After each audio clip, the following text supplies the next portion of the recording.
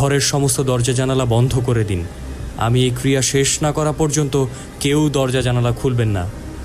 সুলেখার শরীরের ভিতরে থাকা আত্মা যে করেই হোক এই স্থান ত্যাগ করতে চাইবেই, তবে যাওয়ার সময় সে কিন্তু একা যাবে না, সুলেখার প্রাণ নিয়েই যাবে। তাই তাকে সুলেখা দেবীর শরীরের মধ্যে থাকাকালীন অবস্থাতেই শেষ করে ফেলতে হবে। এই ক্রিয়া খুবই কঠিন। এই ক্রিয়ার মধ্যে দিয়েই আমার প্রাণ পর্যন্ত যেতে পারে। তবে মহাদেবের মন্ত্র স্মরণের মধ্য দিয়ে আমি এই কাজ সমাপ্তির চেষ্টা করছি। সকলে আমার কথা মতন কাজ করে ফেললেন। এরপরে আমিও মন্ত্র পাঠ করতে শুরু করলাম। ওম শিব ভূমিও শিব স্বয়ম্ভু, ওম হিম ক্লিম পিশাচনাশায়, শিব শক্তির উপায় বিরাজিতে। দেখলাম সুলেখা দেবীর শরীরটা বিছানা থেকে উপরের দিকে উঠছে। ধীরে ধীরে সেটি হাওয়ায় ভাসতে শুরু করলো। এমন সময় সুলেখা দেবীর জ্ঞান ফিরে এলো। সে যেন এক বীভৎস দৃশ্য। সুলেখা দেবী চিৎকার করতে শুরু করলেন। সে যেন এক পৈশাচিক চিৎকার। সরে যা, সরে যা ওখান থেকে, যেতে দে আমাকে, যেতে দে বলছি।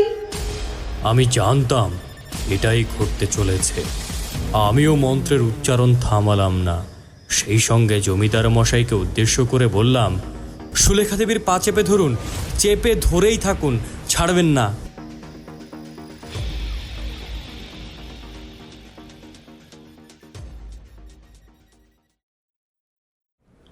আপনারা শুনছেন আপনাদের প্রিয় ভয়ের কথা চ্যানেলটি, যেখানে শুনতে পারবেন বাংলা ও বিশ্ব সাহিত্যের সব ধরনের গল্পকথা, ভৌতিক, তান্ত্রিক, গোয়েন্দা, রহস্য, সকল ধরনের গল্পকথা শুনতে পাবেন আমাদের ভয়ের কথা চ্যানেলে।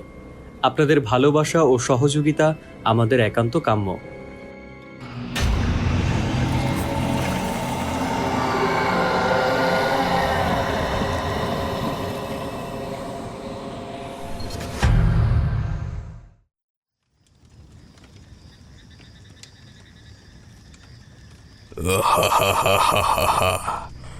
আমি এবার পরম শক্তিশালী হয়ে উঠব।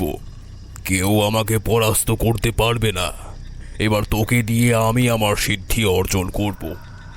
আমি আমার জীবনের সবথেকে উল্লেখযোগ্য পর্যায়ে এসে উপস্থিত হয়েছি।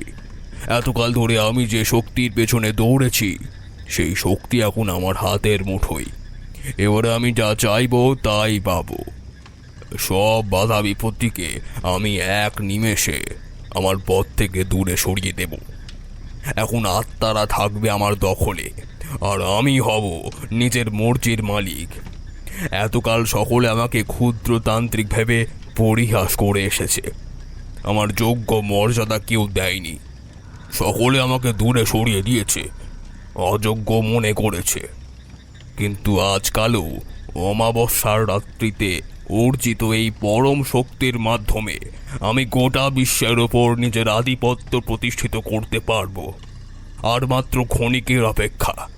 এই অপেক্ষার পরিসমাপ্তির পরই আমার বিজয় রথ আকাশে উড়ে যাবে। এতকালের প্রচেষ্টা সফল হতে চলেছে, এতদিনের প্রয়াস সফল হতে চলেছে। যজ্ঞের আগুনে প্রদত্ত এই শেষ আহুতির মধ্যে দিয়েই জন্ম নেবে সেই পিশাচিনী। তারপরে তাণ্ডব শুরু হবে।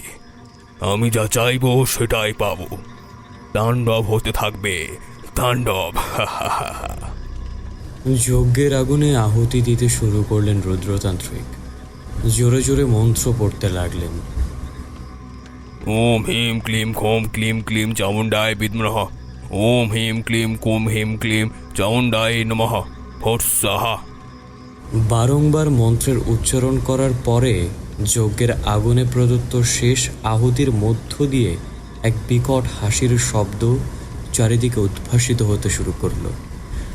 ডঙ্কা বাজিয়ে আবির্ভূত হতে থাকলো কারোর ভয়ঙ্কর আর্তনাদ। সেই আর্তনাদের শব্দ এতটাই প্রখর ছিল যে গোটা ময়মনসিংহ কেঁপে উঠল। মনে হলো যেন ময়মনসিংহের ভূমিতে ফাটল ধরেছে, আর সেই ফাটল বিস্তৃত হতে হতে গোটা গ্রামকে একেবারে ছারখার করে দিয়েছে। অট্টহাসির শব্দ চারিদিকে বিক্ষিপ্ত রূপে ছড়িয়ে পড়তে লাগলো। সে অন্ধকার কালিমাঘেরা রাত্রি কিভাবে যে ধীরে ধীরে নিজের অস্তিত্বকে নিজেই গ্রাস করে ফেলতে লাগলো তা কেউ জানে না। জানলেন কেবল ওই রুদ্রতান্ত্রিক আর তার কালো শক্তির কীর্তিরা। এই অপকর্মের দায়ভার এসে পড়ল ময়মনসিংহের প্রতিটি গ্রামবাসীর উপরে, আর এর সর্বোচ্চ প্রভাব বিদ্যমান রইল সেন বংশের মানুষগুলির উপরে। কথায় বলে, কোনো ঘটনা ঘটবার পরে নাকি তার রেশ থেকে যায়। এই ঘটনাটিও ছিল কিছুটা সেই রকমই। রুদ্রতান্ত্রিকের রসানলের দ্বারা ক্ষতবিক্ষত হতে চলেছিল সেন বংশ। জমিদার প্রতাপ নারায়ণ সেনের জীবনে সেটি যে এক ভয়ঙ্কর রকমের অশনির সংকেত ডেকে নিয়ে আসতে চলেছে, সেই বিষয়ে কারোরই কোনো ধারণা ছিল না। সময় নিজের ইচ্ছে মতন পরিবর্তিত হয়ে যেতে লাগলো। সকলে ভাবলেন কালো অমাবস্যার রাত্রে শোনা ওই অট্টহাসির শব্দ কেবলমাত্র মনের ভুল ছিল, কিন্তু মনের ভুল যে পরবর্তীকালে এক চরম ভয়াবহতার সৃষ্টি করতে চলেছে সে হদিশ কারোর কাছেই ছিল না। সময় পুনরাবৃত্তের এক ফসল মাত্র। পুরাকালে যে বীজ বপিত হয়েছে সে বীজ পুনরায় মাথা ছাড়া দিয়ে ওঠে। চারাগাছ ধীরে ধীরে বৃক্ষের আকার ধারণ করে। রুদ্রতান্ত্রিকের এই ঘৃণ্য চক্রান্তের শিকার হতে চলেছিল জমিদার বংশ। সামান্য সময়ের ব্যবধান ধীর গতিতে হলেও ওই অন্ধকারকে ডেকে নিয়ে আসছিল। সেই কালিমাঘেরা সময়ের এক অত্যাশ্চর্য প্রত্যাবর্তন লক্ষ্য করলেন তারানাথ চাটুর্যে। ওই বিভীষিকা তার স্বপ্নকেও ক্ষতবিক্ষত করতে লাগলো। ওই আতঙ্কের জেরে হঠাৎ করে তিনি তার চোখ খুলে খাটের উপরে বসে পড়লেন। মনে হলো যেন সবটাই চোখের সামনে ঘটে চলেছে। এতক্ষণ যে তিনি কেবল স্বপ্ন দেখছিলেন তা কিছুতেই বিশ্বাস করতে চাইলেন না।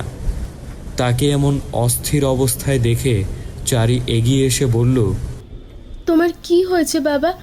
তুমি কি কোনো ভয়ের স্বপ্ন দেখেছো? তোমাকে তো এর আগে কোনোদিনও এমন অস্থির দেখায়নি, তাহলে আজ এমন অস্থির কেন দেখাচ্ছে? কি হয়েছে তোমার? তারানাথ চুপ করে বসে রইলেন, কারণ কিছু প্রশ্নের কোনো উত্তর হয় না।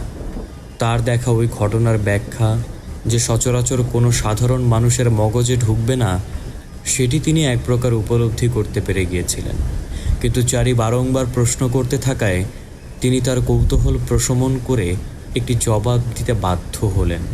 তিনি চারিকে উদ্দেশ্য করে বললেন, কিছু না রে মা, আসলে খুব ভয়ের একটা স্বপ্ন দেখেছিলাম।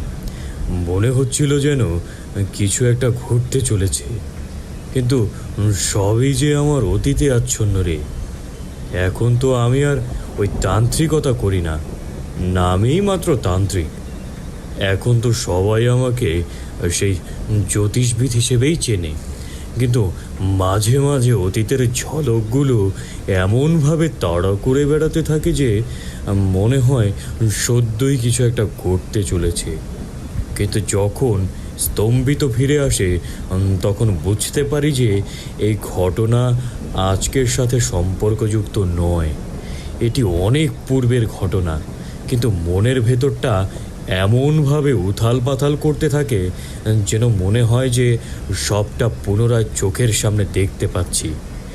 আসলে আমি আমার জীবনে এত ভয়ঙ্কর সব বস্তুর সাথে লড়াই করে এসেছি যে তা তোরা কল্পনাও করতে পারবি না। সেই সব জিনিস এতটাই ভয়াবহ ছিল যে তাদের সাথে মন্ত্রশক্তির দ্বারাও পেরে ওঠা সম্ভব ছিল না। আমি আমার মন্ত্রকে কাজে লাগিয়েও সেই সকল কালো শক্তিদেরকে বোধ করতে পারিনি। সাধারণ মানুষের প্রাণ তো গেছেই, মানুষকে নৃশংসভাবে হত্যা করেছে ওই সকল কালো শক্তিরা। আর এইসব কিছুই ঘটেছে আমারই চোখের সামনে। সেসবের তোরা ধারণাও করতে পারবি না, কিন্তু সবটুকুই ছিল বড্ড ভয়ঙ্করতায় আচ্ছন্ন। তাই আজও সেসব দিনের কথা ভাবলে গাটা শিউরে ওঠে। চারি তারানাথের কাছে গিয়ে বসল। তারপরে তাকে উদ্দেশ্য করে বলল, এইসব নিয়ে এত ভেবো না বাবা। তোমার শরীর খারাপ হয়ে গেলে আমার কি হবে বলো তো? তুমি ছাড়া যে এই দুনিয়ায় আমার আর কেউ নিজের বলতে নেই। সবাই তো আমাকে ছেড়ে চলে গেছে। কেবল তোমার ভরসা আর বিশ্বাস সঙ্গে নিয়েই তো আমি বেঁচে আছি। তাই কোনো মূল্যেই আমি তোমাকে হারাতে চাই না। অতীতে যা ঘটে গেছে তাকে তো তুমি আর পরিবর্তন করতে পারবে না, বলো? তুমি তো নিজেই বলো যে কোনো কিছুর পরিবর্তন করা যায় না, কারণ সবটাই নাকি বিধির লিখন। ঈশ্বর যেভাবে বিধির লিখন লিখেছেন সেইভাবেই আমাদের এগিয়ে যেতে হবে। এটাই নাকি আমাদের পরিণতি, এটাই নাকি আমাদের ভবিষ্যৎ। আর তুমি না সব সময় বলো বর্তমানে বাঁচতে, তাহলে তুমি কেন অতীতের কথা নিয়ে পড়ে থাকবে? তুমি তাড়াতাড়ি উঠে পড়ো তো বাবা, হাতে মুখে একটু জল দিয়ে নাও দেখি, মনটাকে একটু অন্যরকম করো, দেখবে সব কিছু ভালো লাগছে। তারানাথ অবাক হয়ে বেশ কিছুক্ষণ চারির ওই কোমল সুন্দর মুখটার দিকে তাকিয়ে রইলেন। তিনি ভাবতেও পারলেন না এত অল্প বয়সে কিভাবে তার ছোট্ট কন্যা এত গভীর তত্ত্ব কথা শিখে গিয়েছে। তিনি ভাবলেন তার সাথে থাকতে থাকতেই হয়তো এমনটা হয়েছে, কারণ তিনিও তো জীবন যুদ্ধের সাথে প্রতিনিয়ত যুঝে চলেছেন, তিনিও তো প্রতিনিয়ত লড়াই করে চলেছেন।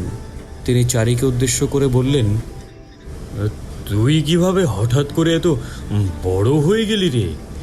আমি তো কিছুই বুঝতে পারলাম না।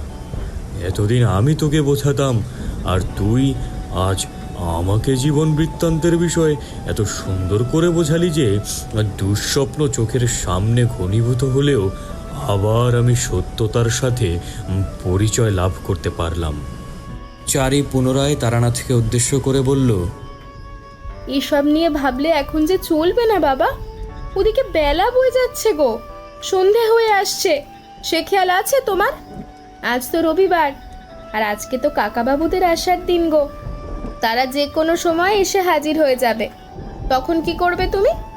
তোমাকে যদি এসে এই অবস্থায় দেখে তাহলে তো তারাও ঘাবড়ে যাবে। তারানাথ তড়ি ঘড়ি করে উঠলেন। তারপরে বেশ কিছুক্ষণ ভেবে চারিকে উদ্দেশ্য করে বললেন, ঠিকই বলেছিস তো, আমি তো খেয়ালই করিনি। কথায় কথায় সবটা ভুলে গিয়েছিলাম। তারা যে এক্ষুনি এসে পড়বে। ওই দেখো দেখি, মেঘটা আবার কেমন গর্জন করতে শুরু করেছে। এই হয়েছে এক সমস্যা। বৈশাখ মাস মানেই কাল বৈশাখীর উপদ্রব। যখন তখন মেঘের গর্জন, যখন তখন ঝড় বৃষ্টি। মানুষ দুটো এখন ভালোই ভালোই এসে পৌঁছলেই বাঁচি। আজকে তো তারা আমার কাছে গল্প শুনতে চাইবেই, তাই আমিও ঠিক করেছি ওদেরকে আজকে এই কাহিনীখানাই বলবো। এই কাহিনীটা শুনলে আশা করি ওদেরও ভালো লাগবে, আর আমার মনের মধ্যে চলতে থাকা উদ্বেগগুলো খানিকটা হলেও কমে যাবে। কি বলিস মা? তারানাথ এবং চারি নিজেদের মধ্যে আলাপচারিতায় ব্যস্ত হয়ে পড়ল। সময় তার নিজের নির্ঘণ্ট মেনে বয়ে যেতে শুরু করল। ওদিকে কিশোরী আর বিভূতিও সময় মতন তাদের গন্তব্যের উদ্দেশ্যে বেরিয়ে পড়েছিল। পথে আসতে আসতেই হারাধনের চায়ের দোকানটা নজরে পড়ল। এমন সময় কিশোরী বিভূতিকে উদ্দেশ্য করে বলে উঠল, দেখলে তো, ঝড়টার আর সময় পেল না। আমরা যখনই তারানাথের বাসায় উদ্দেশ্যে রওনা হওয়ার কথা ভাবি, ঠিক তখনই আমাদেরকে বিপাকে পড়তে হয়। এই ঝড় জলের মধ্যে এখন কিভাবে তারানাথের বাসার উদ্দেশ্যে যাব বলো তো? এই চপ আর সিগারেটের প্যাকেটখানা না নিয়ে গেলে তো সেখানে যেতেও পারবো না। তাহলেই তো ঠাকুরমশাইয়ের মুখ ভার হয়ে যাবে। উনি তো আমাদের প্রতীক্ষায় প্রতীক্ষাবদ্ধ হয়ে থাকেন। বিভূতি কিশোরীর কথা শুনে হেসে ফেলল। তারপরে তাকে উদ্দেশ্য করে বলল, আরে বাবা, প্রকৃতির সাথে কি কখনো লড়াই করে পেরিয়ে ওঠা সম্ভব হয়েছে? হ্যাঁ, প্রকৃতি তো প্রকৃতির মতন করেই নিজের ভারসাম্য রক্ষা করবে। কখনো সে হয়ে উঠবে উত্তাল, আবার কখনো বা শান্ত, ঠিক আমাদের তারানাথের মতো।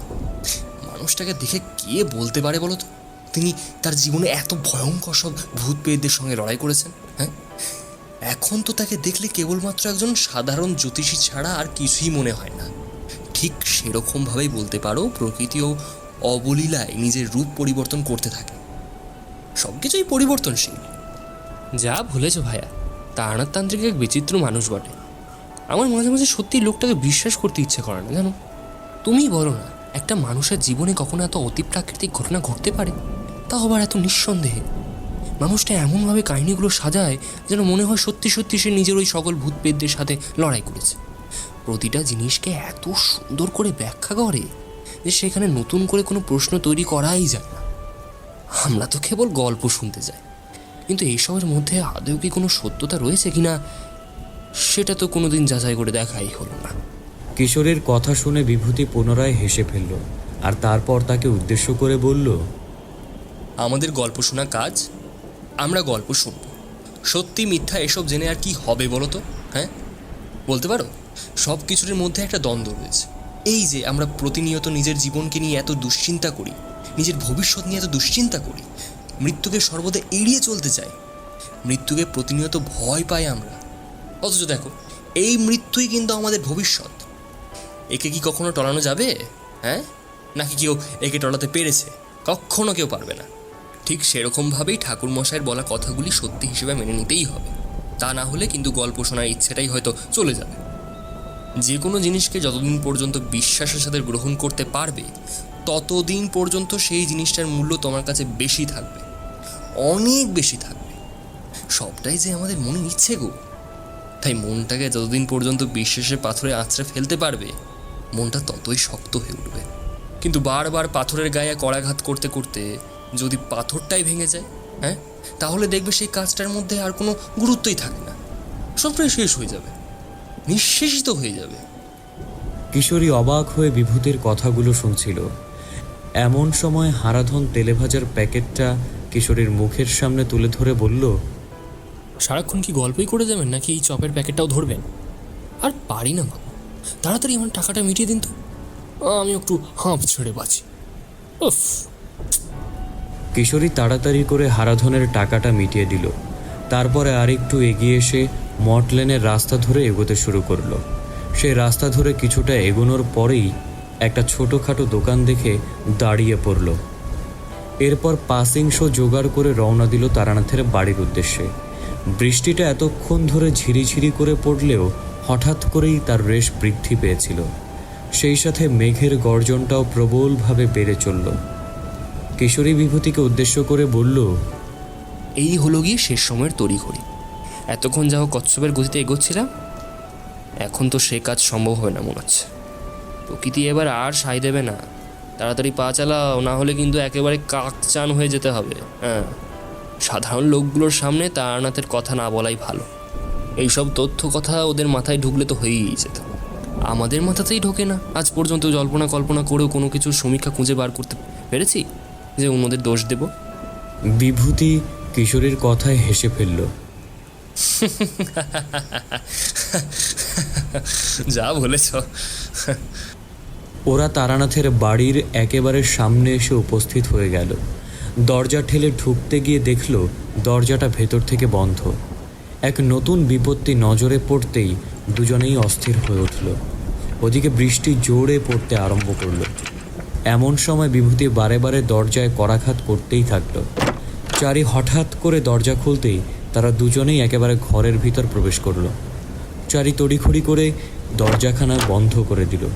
এরপরে তাদেরকে উদ্দেশ্য করে বলল, কাকাবাবু, আপনারা এসে পড়েছেন, খুব ভালো করেছেন। এতক্ষণ তো বাবা আপনাদের জন্যই পথ চেয়ে বসেছিলেন। যাক, এবারে আপনারা তাড়াতাড়ি ঘরের ভেতর চলে যান তো, বাবার সাথে গিয়ে গল্প করুন। আমি আপনাদের জন্য গরম গরম চা আর মুড়ি মাখা নিয়ে এক্ষুনি আসছি। তারপর তিনজনে মিলে মজলিস করে গল্প শুনব। বিভূতি চারিকে উদ্দেশ্য করে বলে উঠল, বেশ ভালোভাবেই আসছিলাম। এতক্ষণ ধরে তো মেঘটা ডাকছিল, কিন্তু হঠাৎ করে যে কেন জোরে বৃষ্টি নেমে গেল বুঝতে পারলাম না। যাও বা একটু ধীর গতিতে হাঁটছিলাম, সেও আর সম্ভব হলো না।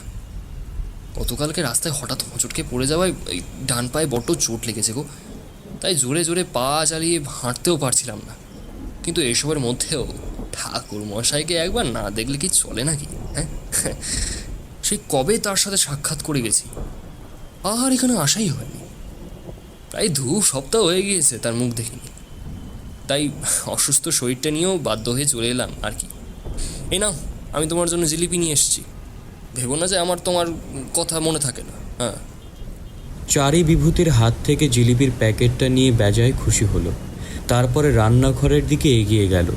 কিশোরী আর বিভূতিও তারানাথের ঘরের দিকে এগিয়ে গেলেন। তাদের পায়ের শব্দ পেতেই তারানাথ গম্ভীর গলায় তাদেরকে উদ্দেশ্য করে বলে উঠলেন, যাক বাবা, তোমরা এসে পড়েছো তাহলে। নাও নাও, বসো দেখি। না, তা সব ঠিক তো? শরীর স্বাস্থ্য দুজনের ভালো আছে তো? দুজনেই ঠাকুর মশাইয়ের সাথে বেশ আলাপ জমিয়ে ফেলল। তারপর কিশোরী ঠাকুর মশাইয়ের দিকে তেলেভাজার প্যাকেটটা এগিয়ে দিয়ে বলল, এই নিন ঠাকুরমশাই, আপনার জন্য তেলে ভাজা নিয়ে এসেছি। আর এই যে আপনার পাসিং শো। তারানাথ কিশোরীর হাত থেকে এই দুটো জিনিস নিয়ে বেজায় খুশি হলেন, আর তারপর তাকে উদ্দেশ্য করে বললেন, তোমাদের মতন কেউ আমার খেয়াল রাখে না। সবাইকে বল অর্থের বিনিময়ে আমার কাছ থেকে জ্যোতিষবিদ্যার জ্ঞান নিতে আসে। ওই তোমরা দুজনই রয়েছো যারা সকলের থেকে আলাদা, যাদের সাথে আমি আমার অতীতের কথা আলোচনা করতে পারি, অতীতে ফিরে যেতে পারি। অতীতের সাথে লড়াই করতে করতে একটা সময় খুব ক্লান্ত হয়ে পড়েছিলাম। তখন ভাবতাম হয়তো এই অতীত আমাকে গ্রাস করে ফেলবে। আমি সর্বদা বর্তমানে বিশ্বাসী, কিন্তু সত্যি কথা বলতে কি, অতীতের পাঞ্জা এমনই এক কঠিন জিনিস যা তোমার বর্তমানকে একেবারে গ্রাস করে ফেলতে পারে। একবার যদি তোমার বর্তমান তোমার অতীতের দ্বারা গ্রাসপ্রাপ্ত হয়, তাহলে জেনে রেখো যে তোমার ভবিষ্যৎও অন্ধকারে তলিয়ে যাবে। অতীতের মধ্যে এতটাই শক্তি রয়েছে জানো। বিভূতি তারানাথকে উদ্দেশ্য করে বলল, আজকে তাহলে আপনি আমাদের কোন বিষয়ের উপর গল্প শোনাবেন ঠাকুরমশাই? আমাদের যে আর তর্স হয়েছে না। তারানাথ হেসে ফেললেন। তারপরে পাসিং শোয়ের প্যাকেট থেকে একখানা পাসিং শো বার করে তাতে আগুন ধরিয়ে ধোঁয়া ছাড়তে ছাড়তে বললেন, আজকে একটা ভয়ের স্বপ্ন দেখেছি। অনেক কাল আগের ঘটনা বলতে পারো। কালো জাদুকে কেন্দ্র করে আবর্তিত হয়েছিল সেই কাহিনী।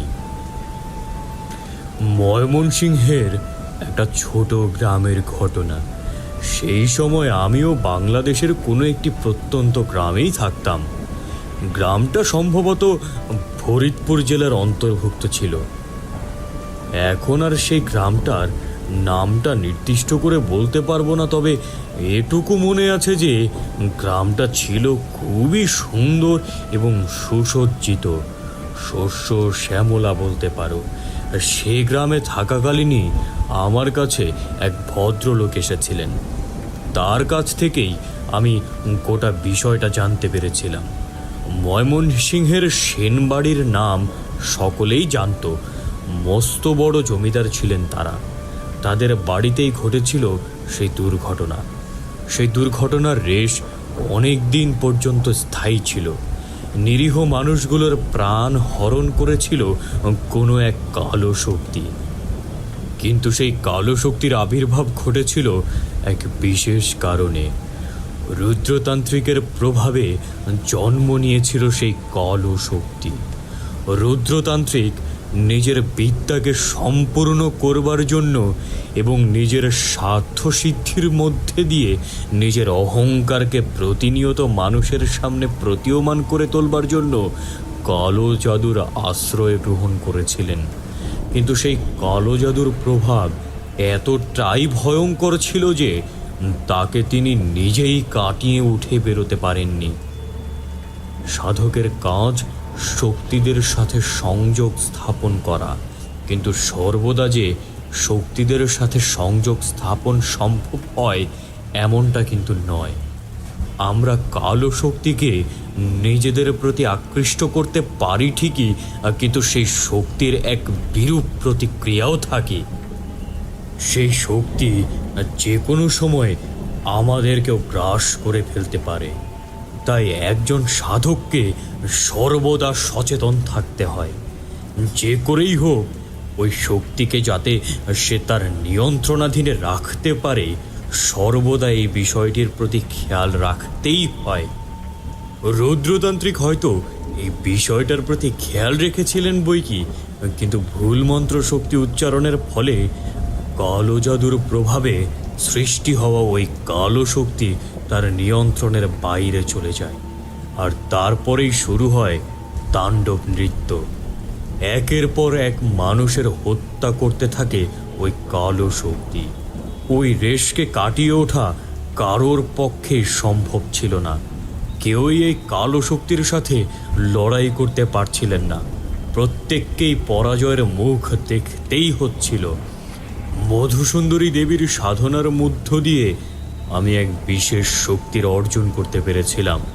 কোথাও কোনো অঘটন ঘটলে তার প্রভাব আমার চিন্তা শক্তির উপরে পড়ত। সেই স্বপ্ন দেশের মধ্যে দিয়েই হোক বা কালো ক্রমে কোনো পরিস্থিতিকে নিরীক্ষণের মধ্য দিয়ে, আমি ঠিক সেই প্রভাবকে অনুভব করতে পারতাম। এটাই ছিল আমার এক বিশেষ শক্তি বলতে পারো। তাই এই প্রভাবকে আমি কখনো নিজের নিয়ন্ত্রণাধীন রাখবার চেষ্টা করিনি, কারণ এটি ছিল দৈবিক ক্ষমতা, জন্মসূত্রে পেয়েছিলাম আমি। সেনবাড়ির ওই বিভীষিকার কথাও আমি স্বপ্ন দেশের মধ্যে দিয়েই জানতে পেরেছিলাম, কিন্তু পরবর্তীতে যখন সেই ব্যক্তি ময়মনসিংহের ওই গ্রাম থেকে আমার বাসায় ছুটে এলেন, তখন যেন আমার সন্দেহ আরও বাস্তবে রূপান্তরিত হয়ে গিয়েছিল। আজকে আমি তোমাদেরকে সেই কাহিনীখানাই শোনাবো। তারানাথের কথা শুনে কিশোরী এবং বিভূতি দুজনেই খুব খুশি হলেন। এরই মধ্যে আবার চারি ঘরে প্রবেশ করলো। টেবিলের উপরে গরম গরম চা আর মুড়ি মাখার বাটিটা রেখে কিশোরী পাশে গিয়ে বসে পড়ল। এরপরে বিভূতিকে উদ্দেশ্য করে বলল, এই নিন কাকাবাবু, এবার তাড়াতাড়ি খেয়ে ফেলুন দেখি, না হলে চাটা তো ঠান্ডা হয়ে যাবে। তা আজকে বাবা আপনাদের কোন বিষয়ের ওপর গল্প শোনাবেন শুনি? কিশোরী চারিকে উদ্দেশ্য করে বলে উঠল, আজকে সম্ভবত ঠাকুরমশাই আমাদেরকে কালা জাদুর উপর ভিত্তি করে কোনো একটি কাহিনী শোনাতে চলেছেন। এই ঠাকুরমশাই, ঠিক বললাম তো? বিভূতি কিশোরীকে থামিয়ে বলে উঠল, এতকাল ধরে ঠাকুরমশাইয়ের কাছ থেকে নানান ধরনের কাহিনী শুনে এসেছি। এইবারে না হয় কালো জাদুর উপরে ভিত্তি করে একখানা কাহিনী শোনা যাক। ওনার তো প্রতিটি কাহিনীর মধ্যে দিয়ে একটা শিক্ষণীয় দিক উন্মুক্ত থাকে, তাই সেগুলিকে শুধুমাত্র কাহিনী হিসেবে চরিতার্থ করা হয় না, একটা শিক্ষণীয় দলিল হিসেবে মানুষের সামনে ফুটে ওঠে। এটা আমাদের ক্ষেত্রে এক বিকাশ লাভের সুযোগ বলতে পারেন ঠাকুরমশাই। হ্যাঁ, আপনার কাহিনী শোনার মধ্যে দিয়ে আমরা আমাদের জ্ঞান তৃষ্ণাকেও আরও বৃদ্ধি করতে পারি। কি বলো কিশোরী? হ্যাঁ, আমি ভুল বললাম না তো? কিশোরী মুচকি হেসে জবাব দিল, একেবারেই ভুল কথা বলোনি, হক কথা বলেছ। তা তাড়াতাড়ি কাহিনীটা বলতে শুরু করুন ঠাকুরমশাই, না হলে যে সময় অতিবাহিত হয়ে যাচ্ছে। আপনি আমাদেরকে যতটুকু শুনিয়েছেন সেটার মধ্যে দিয়েই নতুন কৌতূহল চরিতার্থ হয়ে গিয়েছে, তাই কতক্ষণে কাহিনীর সার পদার্থ অনুধাবন করতে পারবো সেই আশাই করছি। দয়া করে আর নিরাশ করবেন না। তারানাথ গল্পের গর্ভে প্রবেশ করলেন। বিভূতি আর কিশোরীও চারির হাতে তৈরি মুড়ি মাখার স্বাদ গ্রহণ করতে করতে প্রবেশ করল ওই কাহিনীর গর্ভে। তারানাথ বলে চললেন সেই কাহিনী। আমি তখন রাতের বেলা নিজের বাসায় বসে রয়েছি। কোথা থেকে একটা লোক এসে হাজির হলেন। এরপরে আমার ধ্যানে ভঙ্গ ঘটালেন। আমার পায়ে পড়ে সাহায্য প্রার্থনা শুরু করলেন। মনে হলো যেন লোকটি খুবই বিমর্ষ হয়ে পড়েছেন। তার এমন প্রতিকূল অবস্থা দেখে আমিও বড্ড চিন্তিত হয়ে পড়লাম। শেষমেশ নিজের কাজ বন্ধ করেই এক প্রকার লোকটিকে বসতে বললাম। মেঝেতে একটি শতরঞ্জি পেতে দিলাম। উনি বসলেন। এরপর তাকে উদ্দেশ্য করে জিজ্ঞাসা করলাম, কি ঘটেছে বলুন দেখি। আপনি এত রাতের বেলা কোথা থেকে আসছেন, তাও আবার এত হন্তদন্ত হয়ে? আপনার কি কোনো বিপদ আপদ হয়েছে নাকি? লোকটি প্রথম দফায় সেভাবে কিছু বলে উঠতে পারলেন না। এরপর আমার কাছে জল খাওয়ার অনুরোধ করলেন। আমিও তার সেই অনুরোধ একেবারেই ফেলতে পারলাম না। লোকটির দিকে জলের গ্লাসটিকে এগিয়ে দিতেই দেখলাম তিনি ঢক ঢক করে সবটুকু জল সাবার করে দিলেন। তারপরে গ্লাসটিকে মেঝের উপরে এক প্রকার গড়িয়ে দিলেন, কারণ সেটিকে শক্ত করে ধরে রাখবার মতন ক্ষমতাটুকুও ওনার ছিল না। হাতটা থরথর করে কাঁপছিল। কী করবেন কিছুই অনুমান লাগাতে পারছিলেন না। আমিও অবস্থা বুঝে ব্যবস্থা নিলাম। লোকটির সামনে গিয়ে বসলাম। এরপরে লোকটিকে উদ্দেশ্য করে বললাম, আচ্ছা, আপনি আগে একটু জিরিয়ে নিন, সামান্য শান্ত হন। এমনভাবে চলতে থাকলে আপনি কোনো কিছুই বলে উঠতে পারবেন না। কি দেখেছেন বলুন দেখি? কোন বিষয়কে নিয়ে এত ভয় পেয়েছেন? সেটি কি আদতেও যুক্তিপূর্ণ, নাকি কেবলই ভয় পাচ্ছেন? সেটা তো আগে জানতে হবে। আর তাছাড়া আপনি আমার ঠিকানা জানলেন কিভাবে? আমি তো এর পূর্বে কোনোদিনও আপনার সাথে সাক্ষাৎ করেছি বলে মনে পড়ছে না। তাহলে আপনি আমাকে চিনলেন কি করে? লোকটি এবার আমার সাথে শান্তিপূর্ণ কথোপকথনের মধ্য দিয়ে অনেকটাই স্বস্তির নিঃশ্বাস ফেললেন। এরপরে আমাকে শান্তচিত্তে জবাব দিলেন, আমি ময়মনসিংহের বাসুকি গ্রাম থেকে আসছি। এই গ্রামটি ময়মনসিংহের মধ্যে খুবই পরিচিত ও প্রসিদ্ধ একটি গ্রাম। আশা করি এই গাঁয়ের নাম আপনিও শুনেছেন। আমি লোকটির মুখে বাসুকি গ্রামের নাম শুনতেই টের পেলাম সেন বংশের কথা। প্রতাপচন্দ্র সেনের প্রতিপত্তি ওই গ্রামে, এ কথাখানা আমি পূর্বেই জানতাম।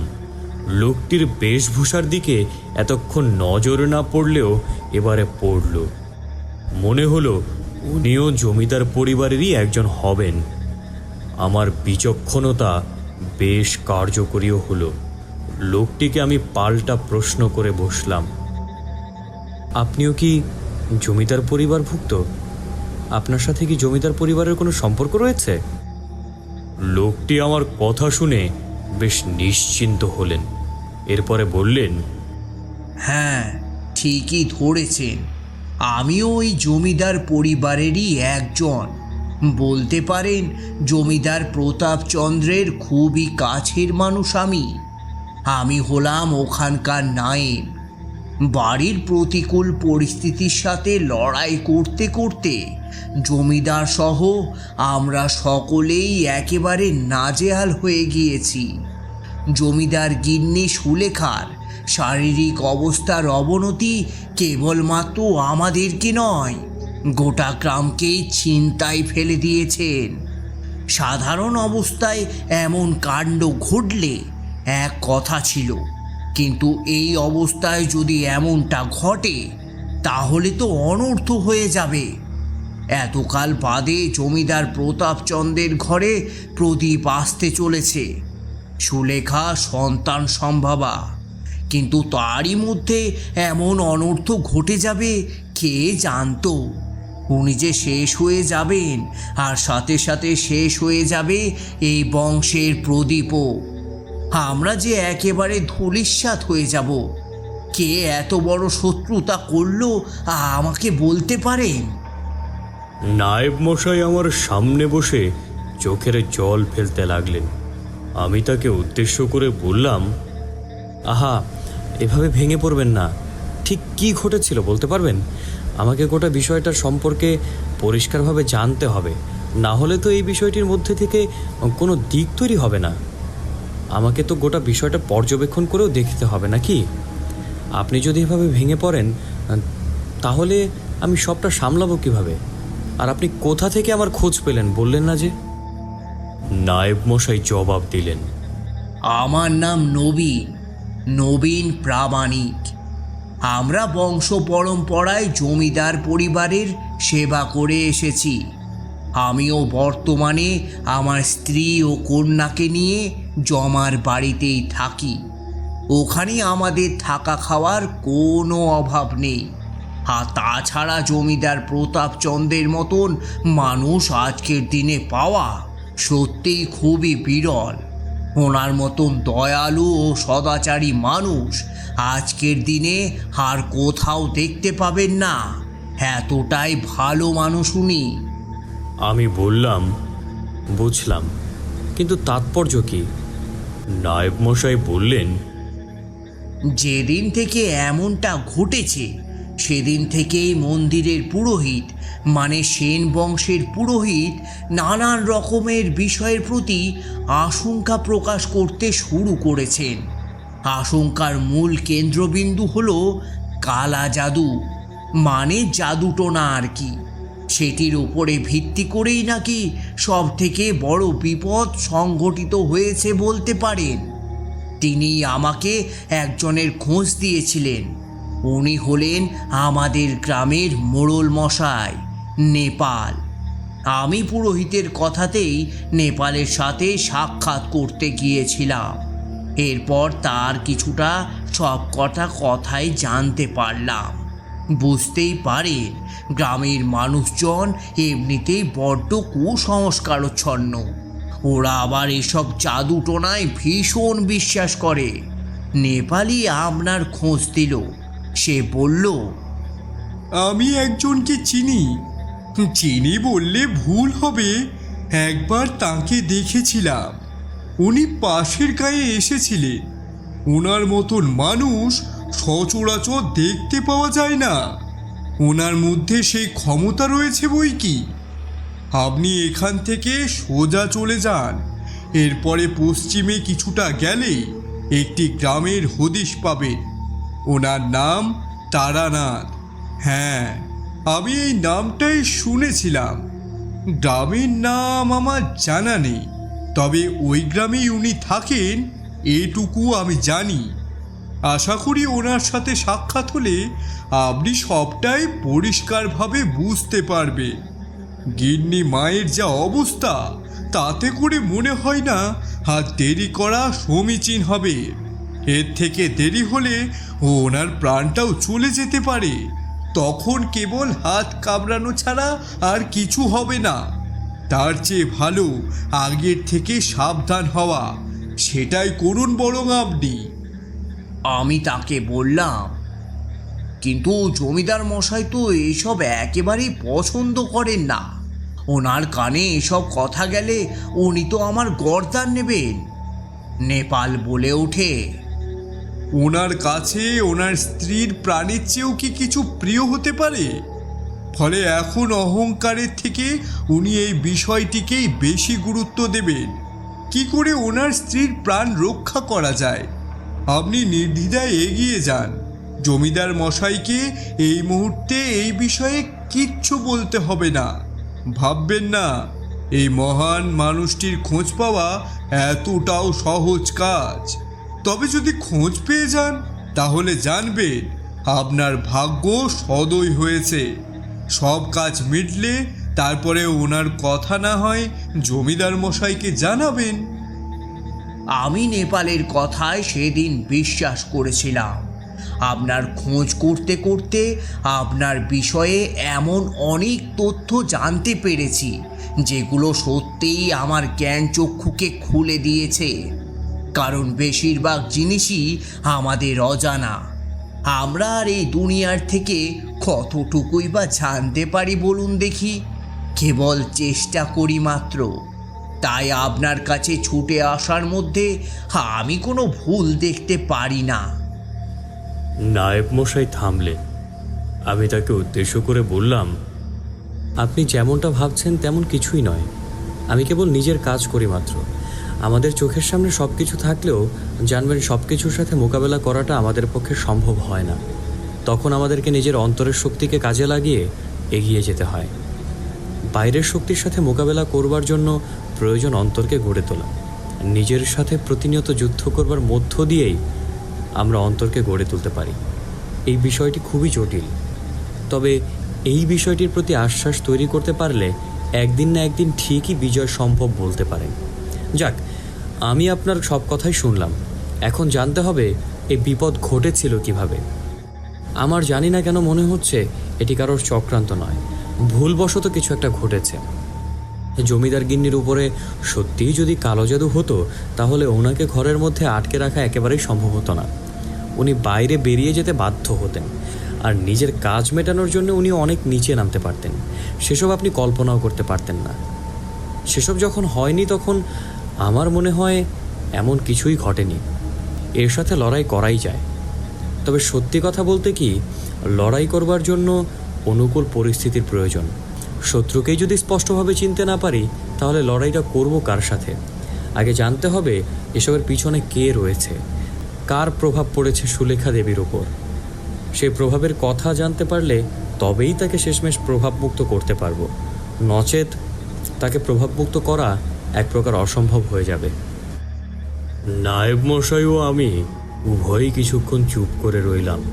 এরপরে আমি বললাম, আজকের রাতটা আপনি এখানেই বিশ্রাম করুন, আগামীকাল না হয় গ্রামের উদ্দেশ্যে রওনা হয়ে যাওয়া যাবে। তবে ভয়ের কোনো কারণ নেই, আপনি ঠিকই এই বিপদের হাত থেকে রক্ষা পেতে পারবেন।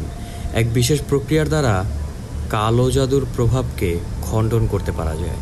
এখন জানি না এর বীজ মাটির কত গভীরে পৌঁছেছে, তবে যেখানেই পৌঁছাক না কেন আমি আমার সর্বশক্তি দিয়ে সুলেখা দেবীকে সুস্থ করে তোলার চেষ্টা করব। আমি তো মানব কল্যাণের উদ্দেশ্যেই সাধনার পথে এসেছিলাম। এই পথে বাধা ও বিপত্তি তো আসবেই, কিন্তু পিছিয়ে গেলে কি আর এসবের থেকে সুরাহা মিলবে? বরং এসবের সাথে লড়াই করতে হবে, লড়াই করতে থাকতে হবে, তবেই গিয়ে শেষমেশ এসবের হাত থেকে রেহাই পাওয়া যাবে। আর এসবের জন্য আমার আপনাদের সমর্থনের প্রয়োজন হবে। আপনারা আমার পাশে থাকবেন তো? নায়েব মশাই আমাকে আশ্বস্ত করলেন। উনি বললেন, সে আর বলতে, আপনি যে আমার সাথে গ্রামে যেতে রাজি হয়েছেন এটাই জানবেন আমার ভাগ্য। সেদিন রাতটা ওইভাবেই অতিবাহিত হয়ে গেল। পরের দিন সকাল হতেই আমরা হাত মুখ ধুয়ে কিছু খেয়ে গ্রামের উদ্দেশ্যে বেরিয়ে পড়লাম। সেদিন অবশ্য সকাল থেকে আকাশের মুখ ছিল ভার, মাঝে মাঝে মেঘের গর্জন শুনতে পাওয়া যাচ্ছিল। বাদলা দিনে যা হয় আর কি। ঝিরিঝিরি বৃষ্টিও শুরু হয়ে গেল। কি যে কঠিন অবস্থা, কি বলবো। এই কঠিন অবস্থার মধ্যেও আমাকে সেদিন এগিয়ে যেতে হয়েছিল, কারণ মানুষের মঙ্গলের স্বার্থে একবার এগোনো পথ থেকে কোনোদিনও পিছিয়ে আসবার মানসিকতা আমার ছিল না। আমি গোটা রাস্তায় বিষয়টা সম্পর্কে নানান কথা চিন্তা করতে করতে এগোতে লাগলাম। পরবর্তীতে যখন বিষয়টিকে ভালো করে পর্যবেক্ষণ করতে পেরেছিলাম, তখন বুঝতে পেরেছিলাম যে এই বিষয়টি আমার জীবনে দেখা অত্যাশ্চর্য ঘটনাগুলির মধ্যে একটি। এটির সাথে আমার পূর্বের কোনো যোগসূত্র ঘটেনি। এরকম ধরনের কোনো ঘটনাই আমি পূর্বে ঘটতে দেখিনি। 7-5 ভাবতে ভাবতে একটি গরুর গাড়ি পেয়ে গেলাম। সেটিতে দুজনে চেপে বসলাম।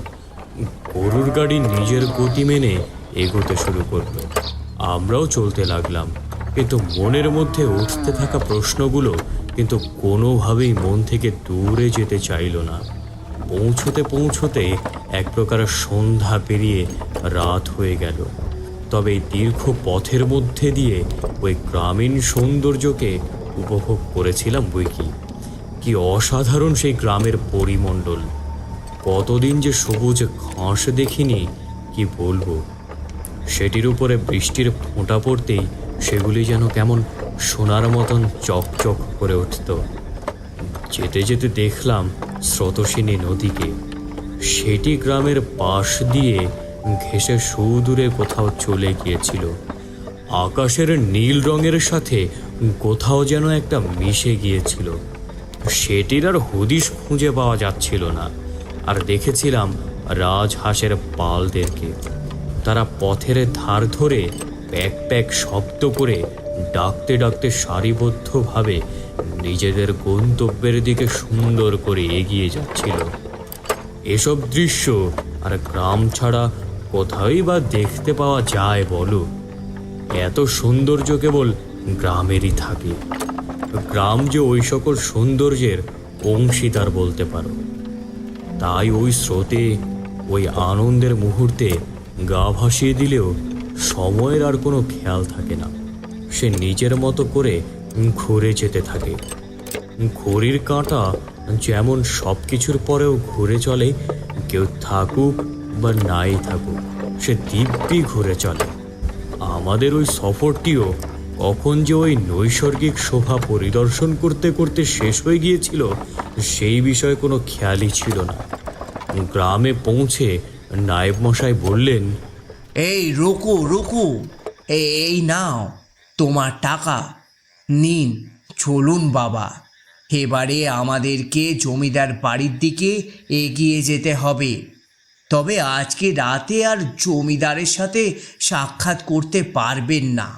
আগামীকাল সকাল পর্যন্ত আপনাকে অপেক্ষা করতে হবে, কারণ এই সময়ে জমিদার মশাই সুলেখার ঘরেই রয়েছেন। তাই আপনি সুলেখার সাথে সাক্ষাৎও করতে পারবেন না। তবে ঘাবড়াবেন না, আগামীকাল সকালের মধ্যে ঠিকই আমি আপনার সাথে জমিদারের সাক্ষাৎ করিয়ে দেব। ওনার অনুমতি না নিয়ে আসলে কেউই সুলেখার সাথে সাক্ষাতের সুযোগ পান না, কারণ জমিদার মশাই এই বিষয়ে এতটাই কঠিন যে ওনার কাছে ওনার স্ত্রীর সুরক্ষা ব্যতীত আর কোনো কিছুই গ্রাহ্য নয়, সবই একেবারে তুচ্ছ। আমি নায়েবের কথাগুলি শুনলাম। এরপরে তাকে উদ্দেশ্য করে জিজ্ঞাসা করলাম, আচ্ছা, আমি কি একা সুলেখা দেবীর পর্যবেক্ষণ করতে পারবো? উনি বললেন, হয়তো না, কারণ জমিদার মশাই সেখানে থাকবেন। ওনার উপস্থিতিতেই আপনাকে জমিদার গিন্নিকে দেখতে হবে, নচেত তা সম্ভব নয়। আমি সবটাই আন্দাজ করতে পারলাম। এরপরে নায়েবকে সঙ্গে নিয়ে এগিয়ে চললাম জমিদার ভিটের দিকে। ধীরে ধীরে ভিটের কাছে পৌঁছে দেখলাম সেখান থেকে একটা বিশ্রী গন্ধ ভেসে আসছে। এমন গন্ধ নাকে যেতেই বুঝলাম ওই বাড়িটির উপরে কোনো কালো শক্তির প্রভাব রয়েছে, কোনো ছায়ার প্রভাব বিদ্যমান। তবে ওই মুহূর্তে আমি নায়েব মশাইকে সেভাবে কিছুই বললাম না, কারণ কোনো বিষয় স্থির সিদ্ধান্তে না পৌঁছে কিছুই বলা উচিত নয়। এরপরে নায়েব মশাইকে সাথে করে জমিদার গৃহের ভিতরে প্রবেশ করলাম। রাতটা নিশ্চিন্তে কাটাতে পারলাম না। নানান রকম বিষয়কে নিয়ে ভয় করতে শুরু করলো। এমন সময়ে গভীর রাতে একটা বিকট চিৎকারের শব্দ পেলাম। ঘরের ভিতরে পায়চারি করতে করতে হঠাৎ সেখান থেকে বেরিয়ে আসতে বাধ্য হলাম। এরপরে আওয়াজটিকে লক্ষ্য করে দৌড়ে যেখানে পৌঁছালাম, দেখলাম সেটি একটি ঘর। ঘরের ভিতর থেকেই চিৎকারের শব্দটি ভেসে আসছিল। আমি দরজায় সামান্য ধাক্কা দিতেই দরজাটি খুলে গেল। এরপরে ভিতরে গিয়ে দেখি জমিদার গিন্নি একটি মরা বিড়ালকে হাতে নিয়ে বসে রয়েছেন। জমিদার মশাই পাশে দাঁড়িয়ে ভয়তে ঠক ঠক করে কাঁপছেন। জমিদার গিন্নি ওই মরা বিড়ালটির মাথা ধর থেকে আলাদা করে দিয়েছেন। সেখান থেকে চুয়ে চুয়ে রক্ত পড়ছে, আর জমিদার গিন্নি সে রক্তগুলিকে পান করছেন। বিড়ালটির শরীর থেকে মাংস ছিঁড়ে খাচ্ছেন। এই নৃশংস দৃশ্য দেখবার পরেই আমার গা গুলিয়ে উঠতে শুরু করলো। আমি এসবের কারণ খুঁজে বার করতে পারলাম না। বাইরে এসে বেশ কিছুটা বমি করে ফেললাম। এরপরে পেয়াদাদেরকে ডেকে জমিদার গিন্নির হাত থেকে ওই মরা বিড়ালটিকে কেড়ে নেওয়া হলো। কিন্তু তারপরেই গিন্নিমা অজ্ঞান হয়ে মাটিতে পড়ে গেলেন। আমাকে ঘরে ঢুকতে দেখেই এক আগন্তুকের দিকে মানুষ যেভাবে দৃষ্টি রাখে, জমিদার মশাইও ঠিক সেইভাবেই আমাকে দেখতে শুরু করলেন।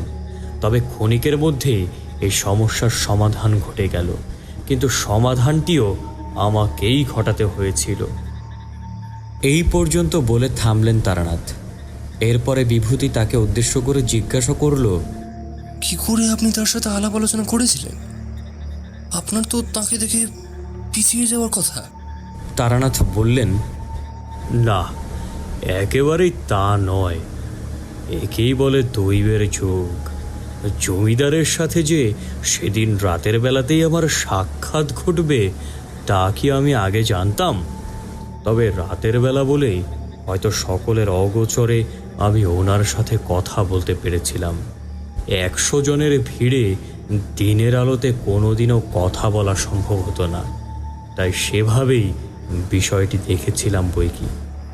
কিশোরী তারানাথকে উদ্দেশ্য করে জিজ্ঞাসা করল, তা কি দেখলেন আপনি?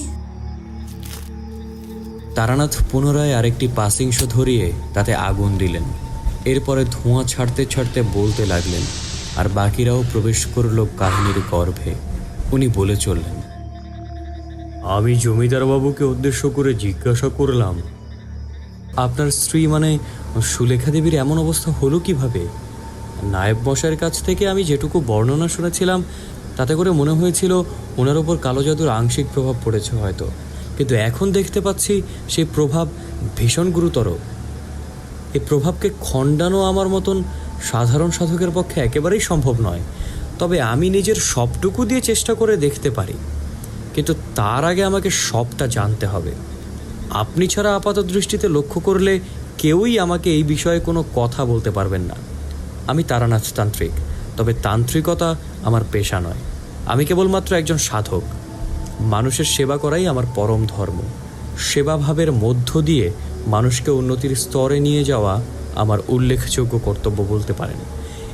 আমি উদ্দেশ্য সাধনের জন্য এগোই না, বরং বলতে পারেন উদ্দেশ্যই আমাকে নিজের দিকে লক্ষ্য পূরণের জন্য এগিয়ে নিয়ে যায়। এইভাবেই আমি আমার সাধন জীবনের পরিপূর্ণতাকে উপলব্ধি করতে পেরেছি। তবে আমি এখনও প্রতিনিয়ত শিখে চলেছি। আমার শিক্ষা এখনও সম্পূর্ণ হয়নি, আর আমার মনে হয় এই শিক্ষা কখনো সম্পূর্ণ হবেও না, কারণ আমৃত্যুই আমাদের শিখে যেতে হয়। শেখার নামই জীবন। শিক্ষা শেষ মানে জীবনও শেষ। জমিদার মশাই আমার কথাগুলি শুনে খুবই প্রসন্ন হলেন, কিন্তু অপরপক্ষে আবার সুলেখা দেবীর এমন অবস্থার কথা স্মরণে আসতেই তিনি পুনরায় ভেঙে পড়লেন। এরপরে আমাকে উদ্দেশ্য করে বললেন, সুলেখার সাথে ঠিক কি হয়েছে আমি জানি না। আপনারা যে বিষয়টিকে কালা জাদু বলে সম্বোধন করছেন, আমার সেই বিষয়ের প্রতি বিন্দু মাত্র বিশ্বাস নেই। আমি যে ঈশ্বরও তেমনভাবে বিশ্বাস করি এমনটা নয়। আমার পূর্বপুরুষেরা সেবাভার নিয়ে এতকাল ধরে আমাদের কুলদেবীর পুজো করে আসছেন, তবে আমি তাদের মধ্যে ব্যতিক্রমী বলতে পারেন। আমি চোখে দেখে এবং কানে শুনেই যে কোনো জিনিসকে বিশ্বাস উপলব্ধি করতে বেশি স্বাচ্ছন্দ্য অনুভব করে থাকি। তাই মানুষের সেবা করবার মধ্যে দিয়ে যে আমাদের প্রকৃত মঙ্গল সাধন সম্ভব, সেটাই আমি এক প্রকার বিশ্বাস করে থাকি। সুলেখা সন্তান সম্ভবা হয়ে পড়ার পর থেকে আমার মনটা আরও ব্যাকুল হয়ে উঠেছিল। সুলেখা একদিন আমার কাছে এসে বলল, এতকাল বাদে আমি আমাদের বংশপ্রদীপকে পৃথিবীর আলো দেখাতে পারবো। এতদিন ধরে আমি কেবল ঈশ্বরের কাছে প্রার্থনাই করে গেছি, কিন্তু শেষমেশ ঈশ্বর আমার প্রার্থনায় সাড়া দিয়েছেন। আমি দরিদ্র ভোজন করাতে চাই। ধনী ও দরিদ্রের এই বৈষম্যমূলক চিন্তাধারার অবসান ঘটাতে পারলে তবেই প্রকৃত মঙ্গল সাধন সম্ভব। কুলদেবী আমাকে স্বপ্নাদেশ দিয়ে তেমনটাই বলেছেন। তাই আমি চাই দিন দরিদ্রের মধ্যে ধন সম্পদ বিলোতে, যাতে তাদের আর কোনো অভাব না থাকে। এই গ্রামের কেউ যেন এরপর থেকে আর কোনো দিনও অভুক্ত না থাকে। তাদের অন্ন বস্ত্রের যেন কোনো রকম অভাব না হয়। আমি স্বয়ং জমিদার গিন্নি হিসেবে এবং সেন বংশের কর্ণধারের স্ত্রী হিসেবে এই দায়িত্ব আমার নিজের কাঁধে তুলে নিতে চাই। দয়া করে আমাকে অনুমতি দিন। দেখলাম জমিদার মশাই আরও ভেঙে পড়ছেন। তখন আমি তাকে আশ্বস্ত করে বললাম, ভেঙে পড়বেন না জমিদার বাবু। সেদিন ঠিক কি হয়েছিল আমাকে বলতে পারেন? জমিদার বাবু পুনরায় চোখের জল মুছে বলতে শুরু করলেন। সেই দিন দুপুর দুপুর মহা সমারোহে ঘোড়ার গাড়িতে করে সুলেখা বেরিয়ে পড়ল। আমিও পাশে পাশে চলতে লাগলাম। ঘোড়ার গাড়িটা খুব ধীরে ধীরে অগ্রসর হচ্ছিল। একজন করে দরিদ্র ব্যক্তি কিংবা মহিলা এগিয়ে আসছিলেন, আর তাদের হাতে সুলেখা দুটি করে স্বর্ণমোহর আর বস্ত্র তুলে দিচ্ছিল। আমি নিজের হাতে সেগুলিকে সুলেখার কাছে পৌঁছে দিচ্ছিলাম। এই বিষয়েও সে ইচ্ছা প্রকাশ করেছিল বলেই এই কাজ আমি অন্য কারোর হাতে হস্তান্তরিত করতে পারিনি। তাই নিজেই সুলেখার পাশে পাশে থেকেছিলাম। এমন সময় হঠাৎ ফট করে একটা শব্দ হতেই ঘোড়াগুলো দাঁড়িয়ে পড়ে। তারপরেই চিচি শব্দ করতে করতে ক্রমাগত উত্তেজিত হয়ে ওঠে। তাদেরকে সামলানো এক প্রকার দুঃসাধ্য হয়ে দাঁড়ায়। ঘোড়াগুলো উত্তেজিত হয়ে ওঠায় গাড়ির পিছন দিকের ভার রক্ষা করা সম্ভব হয় না। ফলে চোখের নিমিষে গাড়িটা উল্টে যায়। সুলেখা মাটিতে পড়ে যায়, আর একটু হলেই সেই গাড়িটা তার শরীরের উপরে এসে পড়ত। জমির সাথে একেবারে তাকে পৃষ্ঠ করে দিত। কিন্তু সেদিন আমি দৌড়ে গিয়ে সুলেখাকে সেখান থেকে সরিয়ে নিই। ঘোড়াগুলো দৌড়ে পালাতে থাকে। সে দৃশ্য আপনি চোখে না দেখলে আন্দাজ করতে পারতেন না। পাহারাদারেরা ঘোড়াগুলোকে ধরে আনতে দৌড়ই। এমন সময় পুরোহিত মশাই চিৎকার করে বলে ওঠেন, এ তো মস্ত বড় অমঙ্গলের চিহ্ন জমিদার মশাই। আজকে এই শুভ দিনে এই শুভ কাজের মাঝে যে এত বড় বিঘ্ন ঘটবে তা তো আমি কল্পনাই করতে পারিনি। আমি দুজন দাসীকে ডেকে তাকে তাদের হাতে দিয়ে বলি, গিন্নিমা ভয়েতে ও আতঙ্কে আচ্ছন্ন হয়ে পড়েছে, তাকে ব্যতিব্যস্ত করবার কোনো প্রয়োজন নেই। তোমরা তাকে ধরে ধরে সাবধানে জমিদার বাড়িতে নিয়ে যাও। এখান থেকে বাড়ির দূরত্ব বেশি নয়, কাজেই তোমরা নিয়ে যেতে পারবে। এখন আমি কোনো মতেই কোনো বিশ্বস্ত ব্যক্তি ছাড়া সুলেখাকে নিয়ে যাওয়ার দায়িত্ব নিতে পারি না, তাই তোমাদেরকেই দিলাম। যদি সুলেখার কোনো রকম ক্ষতি হয়েছে তাহলে জেনে রেখো, আমি নিজের হাতে তোমাদের গর্দান নেব। দাসীরা সুলেখাকে সঙ্গে করে নিয়ে চলে যাওয়ার পরে আমি পুরোহিত মশাইয়ের কাছে এগিয়ে এলাম, আর তারপর তাকে জিজ্ঞেস করলাম, কি হয়েছে পুরোহিত মশাই? আপনি এমনভাবে ঘাবড়ে গেলেন কেন? কি দেখেছেন আপনি, যার ফলে এমন আতঙ্কিত হয়ে পড়েছেন? এরপরে পুরোহিত মশাইয়ের চোখের দৃষ্টি পড়ে উল্টো দিকে। সেদিকে তাকাতেই আমি দেখি সেখানে 4-5টা লেবু লঙ্কা আর একটা নিম পাতা পড়ে রয়েছে। লেবুগুলো সব ফেটে গিয়েছে আর লঙ্কাগুলো গুঁড়ো হয়ে গিয়েছে। বুঝতে পারলাম ঘোড়ার গাড়ির চাকার দৌরাত্ম্য সহ্য করতে না পেরেই লেবুগুলো ফেটে চৌচির হয়ে গেছে। এটা দেখা মাত্রই আমি পুরোহিত মশাইকে উদ্দেশ্য করে বললাম, এই সামান্য একটা ব্যাপারকে দেখি আপনি এত অস্থির হয়ে পড়ছেন। এর মধ্যে আবার এমন কি আছে? ঘোড়ার গাড়ির চাকার তলায় পৃষ্ঠ হয়ে বেশ কিছু লেবু ফেটে গেছে, এই তো ব্যাপার। এর মধ্যে আবার এত ভাবনা চিন্তা করার কি আছে? বরঞ্চ এইটা ভাবুন যে সুলেখার কি হবে। আমি শুধু শুধু আপনার কথাই অস্থির হয়ে ওই দাসীদেরকে দায়িত্ব দিলাম তাকে বাড়িতে ফেরত নিয়ে যাওয়ার জন্য। এখন দেখছি সে দায়িত্ব না দিয়ে নিজে নিয়ে গেলেই বরঞ্চ ভালো হতো। আপনার কথায় বিশ্বাস করে এদিকে ছুটে এলাম ঠিকই, কিন্তু এখন যা দেখলাম তাতে করে মনে হয় যে আপনার মাথাটা একেবারে গেছে। সুলেখাকে সুস্থ করবার পরে আমি বুদ্ধি ডেকে আপনারও চিকিৎসা করাবো। আমি পুরোহিত মশাইকে এই কথা বলে সেখান থেকে চলে যেতে যাব, এমন সময় তিনি আমার পথ অবরোধ করে দাঁড়ালেন। ওনাকে এমন আচরণ করতে আমি এর পূর্বে কখনো দেখিনি। মনে হচ্ছিল উনি যেন কোনো গভীর বিষয়ে আলোকপাত করতে চাইছেন। ওনার চোখে মুখের অবস্থা একেবারে বদলে গিয়েছিল। দিনে দুপুরে মানুষ ভূত দেখলে যেমনটা করে, উনিও যেন ঠিক তেমনটাই করছিলেন। আমি ওনাকে ঠেলে সরিয়ে এগোতে যাব, তিনি আমাকে আবার বললেন, সাবধান জমিদার মশাই, সাবধান হয়ে যান। ভাববেন না একটু আগে যে ঘটনাটা ঘটেছে তার কোনো অর্থ নেই। উদ্দেশ্য ছাড়াই পৃথিবীতে কোনো কিছু ঘটে না জমিদার বাবু। এই কাণ্ডটির পেছনেও মস্ত বড় উদ্দেশ্য রয়েছে, যা আপনি নিজের চোখে দেখেও বুঝতে পারলেন না। পুরোহিত মশাইয়ের মুখে এমন কথা শুনে আমি সহসা থমকে দাঁড়িয়ে পড়লাম, আর তারপর তাকে উদ্দেশ্য করে জিজ্ঞেস করলাম, আপনি ঠিক কি বলতে চাইছেন বলুন তো? এত ভনিতা করার কি আছে? আপনি কি আমার থেকেও বেশি জানেন নাকি? কি বোঝাতে চাইছেন আপনি? পুরোহিত মশাই ভয়ে ভয়ে আমাকে উদ্দেশ্য করে বললেন, আমি জানি জমিদার বাবু, আপনি কালা জাদু কিংবা তন্ত্র সাধনায় বিশ্বাস করেন না, এমনকি ঈশ্বরেও আপনার বিশ্বাস নেই।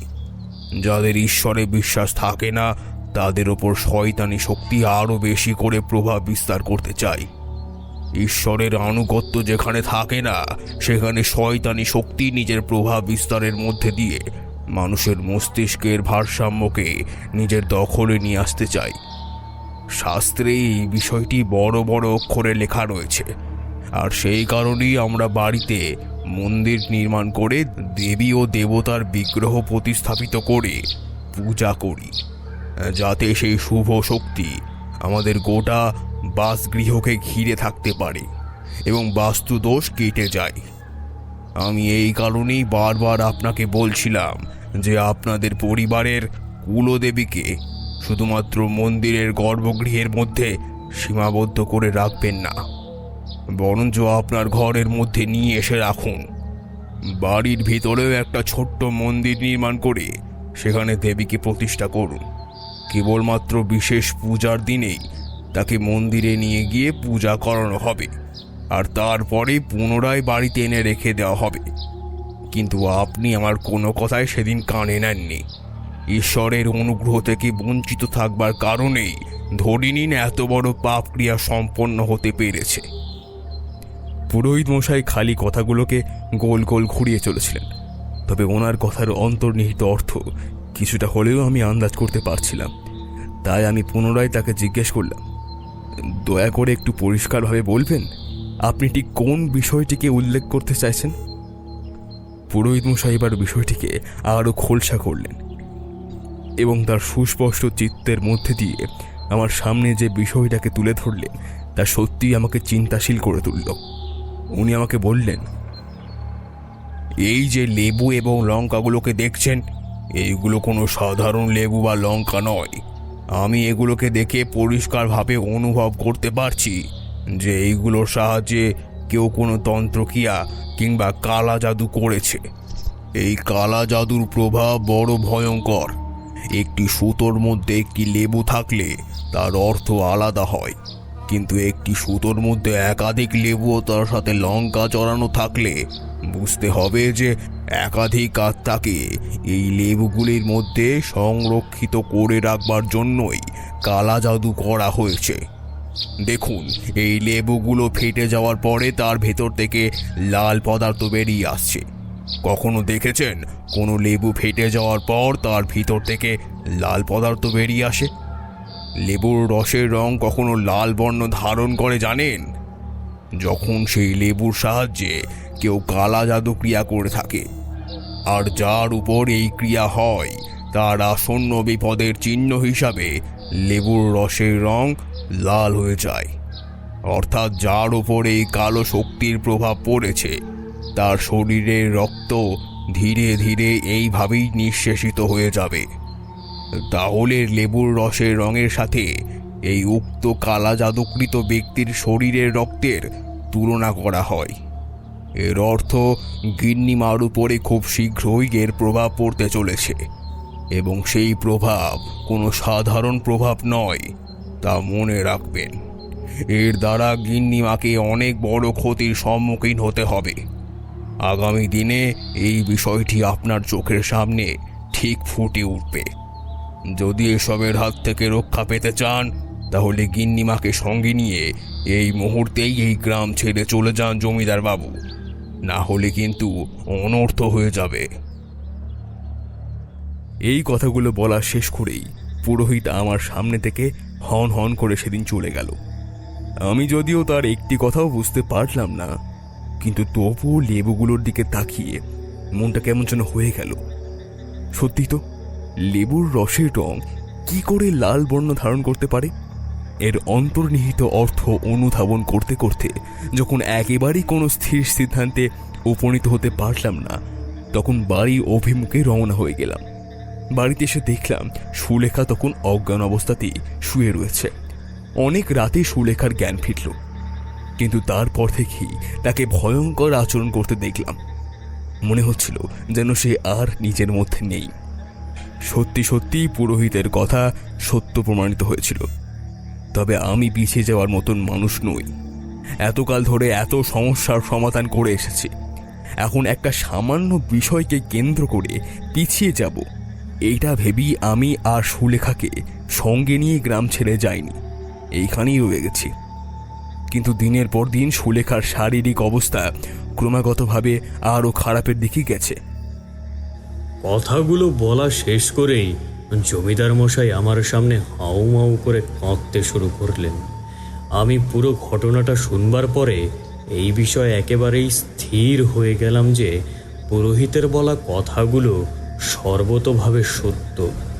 তার যে এই বিষয়ে অগাধ জ্ঞান রয়েছে সেটা জেনে আমার বেশ ভালোই লেগেছিল। তবে পুরোহিতের সাথে নতুন করে সাক্ষাৎ করে এই বিষয়টি নিয়ে আলাপ আলোচনা করবার আমি আর তেমন কোনো প্রয়োজনীয়তা অনুভব করলাম না। কিভাবে সুলেখা দেবীকে সুস্থ করে তোলা যায় সেটাই হয়ে উঠেছিল আমার প্রধানতম উদ্দেশ্য। আমি জমিদারবাবুকে সহানুভূতি দিয়ে বললাম, আপনি এভাবে ভেঙে পড়বেন না জমিদারবাবু, আমি সব কিছুকে ঠিক করার চেষ্টা করব, তবে এটার জন্য আপনার সমর্থনের প্রয়োজন। আমাকে কিছুদিন এই গ্রামে থেকে গোটা গ্রামটা পরিদর্শন করে দেখতে হবে। দিনের আলোতে বিষয়গুলো যেভাবে আমাদের চোখের সামনে ফুটে ওঠে, রাতের অন্ধকারে ঠিক তেমন থাকে না। তাই রাতের অন্ধকারে কোথায় কি ঘুরছে এই বিষয়গুলোকে জানতে পারা খুবই জরুরি। আপনারা সাধারণের দৃষ্টিতে যেভাবে প্রতিটা বিষয়কে পর্যবেক্ষণ করেন, আমরা ঠিক সেভাবে পর্যবেক্ষণ করি না। সাধকের নজর সম্পূর্ণই আলাদা। তবে একটা কথা আপনাকে অবশ্যই বলতে চাই, আর সেটি হলো আপনার পুরোহিত মশাইয়ের কথা শোনা উচিত ছিল। এক্ষেত্রে আমি বলবো যে উনি আপনাদের হিতাকাঙ্ক্ষী ছিলেন। উনি আপনাকে যে যে কথাগুলো বলেছিলেন সেগুলো একটাও মিথ্যে নয়। ওগুলো যদি আপনি শুনে চলতেন তাহলে হয়তো আজকে আপনাকে আর এত বড় বিপদের সম্মুখীন হতে হতো না। তবে আমি এইটুকু বলতে পারি যে সুলেখা দেবীর উপর আক্রমণ করবার জন্যই এই কাজ কিন্তু করা হয়নি। কেউ নিজের স্বার্থসিদ্ধি করবার জন্য কালো জাদু ক্রিয়া করেছিল, তবে কোনো কোনো কারণে সেই ক্রিয়া সম্পূর্ণ হয়নি। ওই লেবুগুলির মধ্যে থাকা বিদেশি আত্মা সাধকের কবল থেকে মুক্ত হয়ে যায় এবং তারপরে তার সুলেখা দেবীর শরীরে প্রবেশ করে। সেদিনকে যদি ঘোড়ার গাড়ির চাকাটা দিয়ে ওই লেবুগুলিকে থেতলে না দিতেন তাহলে হয়তো এই বিদেশি আত্মা কোনোভাবেই মুক্ত হতে পারত না। যতক্ষণ পর্যন্ত কোনো বিদেশি আত্মা সাধকের কবলে থাকে ততক্ষণ পর্যন্ত সাধক তাকে নিজের নিয়ন্ত্রণে রেখে নিজের মতন করে পরিচালনা করতে পারেন। কিন্তু যখন সেই বিদেশি আত্মা তার কবল থেকে মুক্ত হয়ে যায় তখন তাকে প্রতিরোধ করা দুঃসাধ্য হয়ে ওঠে। আর সেটা কেবল সাধকের ক্ষেত্রেই নয়, বাকিদের সকলের ক্ষেত্রেই। এই বিদেশি আত্মা এখন সুলেখা দেবীর শরীরের মধ্যেই রয়েছে। একে সুলেখা দেবীর শরীর থেকে বার করতে না পারলে তা ওনার জন্য প্রাণঘাতীও সাব্যস্ত হতে পারে। তাই আমাকে গোটা বিষয়টা পরখ করে দেখতে হবে। জমিদার মশাই আমার কথাগুলো বিশ্বাস করলেন, তাই আমাকে আরও বেশ কয়েকদিন ওখানে থাকবার অনুমতি দিলেন। ফলে জমিদার পরিবারের থেকেই আমি এই বিষয়গুলির সমীক্ষা করবার সুযোগ লাভ করলাম। সেদিন রাতের বেলা আমি বেরিয়ে পড়লাম গ্রাম পরিদর্শনে। শ্মশানের দিকে এগোতেই মনে হলো কেউ যেন পিছন থেকে আমাকে সজোরে ধাক্কা মারল। এরপরেই এক তান্ত্রিকের অট্টহাসির শব্দ কানে এলো। চলে যা এখান থেকে। যদি প্রাণের মায়া থাকে তাহলে এখান থেকে চলে যা, না হলে কিন্তু তোকেও শেষ হতে হবে। আমি বুঝলাম যে ওই তান্ত্রিক যে কিনা আমাকে অনুসরণ করতে করতে এখানে এসেছে সে আদতেও জীবিত নেই। আমার কাছে ছিল একটি আশীর্বাদী ভস্য। ওই ভস্যের দ্বারা যে কোনো অদৃশ্য বস্তুকেই দৃশ্যমান করে দেওয়া সম্ভব ছিল। আমি সেটিকে হাতে নিয়ে সামনের দিকে ছিটিয়ে দিতেই সবটা পরিষ্কার হয়ে গেল। দেখলাম এক জটাধারী তান্ত্রিক আমার সম্মুখে দাঁড়িয়ে। আমি তাকে দেখে মারাত্মকভাবে ভয় পেয়ে গেলাম, কারণ সেটি ছিল এক ভয়ানক আত্মা। সে আমাকে বলল, হ্যাঁ, তুই ঠিকই ধরেছিস। আমি এই পিশাচিনীর জন্ম দিয়েছি। আমি নিজের কার্যোদ্ধার করবার উদ্দেশ্যেই এই শ্মশানে বসে সাধনা করতাম, কিন্তু সাধনায় ত্রুটি থেকে যাওয়ার কারণে আমার সাধনা অসম্পূর্ণ থেকে যায়। আমি শ্মশান থেকে বেরিয়ে একদিন যখন নিজের ডেরার দিকে যাচ্ছিলাম তখন এই কালো শক্তির প্রভাবে ওই লেবু ও লঙ্কার মালা আমার হাত থেকে পথের মধ্যে পড়ে যায়। আর তারপরেই আমি দেখতে পাই আমার মাথা ঘুরছে, বুকের ভিতরটা মোচড় দিতে শুরু করেছি। উঠে দাঁড়ানোর ক্ষমতাটুকু আর ছিল না। তখন আর কি করতাম? আমার হাতে সময় কম ছিল। নিজের আত্মরক্ষার সমস্ত কৌশল সেদিন ব্যর্থ হয়েছিল। আমারই বাজেয়াপ্ত আত্মারা সকলে আমার দিকে ধেয়ে আসতে থাকে, আর এরপরে তারা আমাকে নৃশংসভাবে শেষ করে ফেলে। ছিঁড়ে ছিঁড়ে খেয়ে ফেলে আমার গোটা শরীরটাকে। ওই কারণেই কেউ আমার হদিশ পায়নি, কেউ আমার সৎকারটুকু করতে পারিনি। ফলে আমিও অতৃপ্ত হয়ে ঘুরে বেড়াচ্ছি। একমাত্র একজনের শরীর আমাকে মুক্তি দিতে পারে। ওই আত্মা একজনকে ভোগ করতে চায়, তার শরীরটাকে কবজা করতে চায়। সুলেখার মৃত্যুর মধ্যে দিয়ে আমার মুক্তি ঘটবে। ওই আত্মা একটা শরীর না পাওয়া পর্যন্ত আমার মুক্তির নিঃশ্বাস ফেলতে দেবে না। আমি ওই তান্ত্রিকের কথা শুনে সবটা আরও পরিষ্কারভাবে আন্দাজ করে ফেলতে পেরেছিলাম। আমি জিজ্ঞাসা করলাম, কে তুই? বল, কে তুই? তখন সে আবারও ভয়ঙ্কর গলায় বলে উঠল, আমি রুদ্রতান্ত্রিক। রুদ্রতান্ত্রিক আমার শক্তির সাথে কেউ কোনোদিন পেরে উঠতে পারিনি। আমি কাউকে এত সহজে নিস্তার লাভ করতে দেব না, কিছুতেই না, কিছুতেই না, কোনো মূল্যেই না। আমি আমার সর্বশক্তি দিয়ে ওই তান্ত্রিককে সেদিন বশীভূত করেছিলাম। রুদ্রতান্ত্রিকের পরিসমাপ্তি ঘটেছিল ঠিকই, কিন্তু সুলেখার প্রাণ রক্ষার বিষয়টিও সব থেকে গুরুত্বপূর্ণ হয়ে দাঁড়িয়েছিল। তাই আমি সেদিন আর সময় নষ্ট না করে সুলেখাকে বাঁচানোর উদ্দেশ্যে দৌড়তে শুরু করলাম। যখন জমিদার বাড়িতে এসে পৌঁছালাম তখন দেখলাম যে সুলেখা রক্তবমি করছে। বুঝলাম যে রুদ্রতান্ত্রিকের মুক্তি ঘটে যাওয়ার কারণে সুলেখার শরীরের ভিতরে থাকা ওই আত্মাও এবারে মুক্তির জন্য ছটফট করতে শুরু করেছে। আমি জমিদার মশাইকে উদ্দেশ্য করে বললাম, ঘরের সমস্ত দরজা জানালা বন্ধ করে দিন। আমি এই ক্রিয়া শেষ না করা পর্যন্ত কেউ দরজা জানালা খুলবেন না। সুলেখার শরীরের ভিতরে থাকা আত্মা যে করেই হোক এই স্থান ত্যাগ করতে চাইবেই, তবে যাওয়ার সময় সে কিন্তু একা যাবে না, সুলেখার প্রাণ নিয়েই যাবে। তাই তাকে সুলেখা দেবীর শরীরের মধ্যে থাকাকালীন অবস্থাতেই শেষ করে ফেলতে হবে। এই ক্রিয়া খুবই কঠিন। এই ক্রিয়ার মধ্যে দিয়েই আমার প্রাণ পর্যন্ত যেতে পারে। তবে মহাদেবের মন্ত্র স্মরণের মধ্য দিয়ে আমি এই কাজ সমাপ্তির চেষ্টা করছি। সকলে আমার কথা মতন কাজ করে ফেললেন। এরপরে আমিও মন্ত্র পাঠ করতে শুরু করলাম। ওম শিব ভূমিও শিব স্বয়ম্ভু, ওম হিম ক্লিম পিশাচনাশায়, শিব শক্তির উপায় বিরাজিতে। দেখলাম সুলেখা দেবীর শরীরটা বিছানা থেকে উপরের দিকে উঠছে। ধীরে ধীরে সেটি হাওয়ায় ভাসতে শুরু করলো। এমন সময় সুলেখা দেবীর জ্ঞান ফিরে এলো। সে যেন এক বীভৎস দৃশ্য। সুলেখা দেবী চিৎকার করতে শুরু করলেন। সে যেন এক পৈশাচিক চিৎকার। সরে যা ওখান থেকে, যেতে দে আমাকে, যেতে দে বলছি। আমি জানতাম এটাই ঘটতে চলেছে। আমিও মন্ত্রের উচ্চারণ থামালাম না। সেই সঙ্গে জমিদার মশাইকে উদ্দেশ্য করে বললাম, সুলেখা দেবীর পা চেপে ধরুন, চেপে ধরেই থাকুন, ছাড়বেন না। কিন্তু শেষমেশ জমিদার মশাই আর পারলেন না। সুলেখা দেবী সজোরে তাকে পা দিয়ে আঘাত করলেন। তিনি মাটিতে পড়ে গেলেন। এরপরেই দেখলাম মাথার কাছের জানালাটি খুলে গিয়েছে। সেখান থেকেই সুলেখা দেবীর শরীরটা পড়ে গেল নিচে। অকালে প্রাণটা বেরিয়ে গেল তার। ওই আত্মা নিজের সাথে সুলেখা দেবীকেও নিয়ে চলে গিয়েছিল। জমিদার মশাই এই শোক সহ্য করতে পারেননি। কয়েকদিনের মধ্যে তিনিও মারা গিয়েছিলেন শুনেছিলাম। তবে গ্রামটিকে আমি ওই আত্মার কবল থেকে উদ্ধার করতে পেরেছিলাম বইকি। সেদিন কেবলমাত্র সুলেখা দেবীর প্রাণ যায়নি, সেই সাথে তার পেটের ভিতরে থাকা ওই অজন্মা বাচ্চাটিও শেষ হয়ে গিয়েছিল। তারানাথ থামলেন। দেখলাম তার চোখে জল। বুঝলাম তিনি ভেঙে পড়েছেন। আমিও কিশোরী সেদিন আর কোনো কথা বাড়ালাম না।